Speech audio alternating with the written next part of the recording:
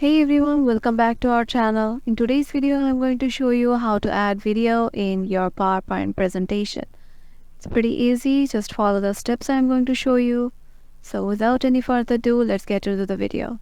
Once you have opened up your PowerPoint presentation, head over to the slide you want to add your video.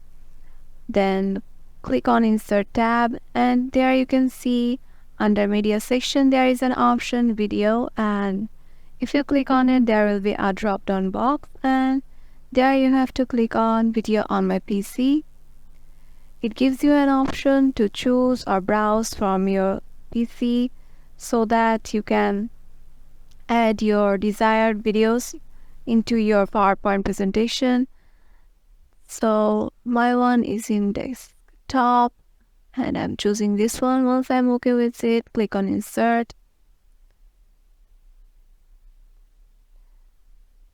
It is inserted in full page. I am just making it according to my need, and that's it.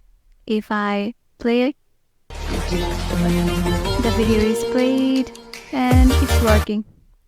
So yeah, if this video helped you out, make sure to give it a thumbs up and subscribe to our channel, and we'll see you in the next video. Till then, bye.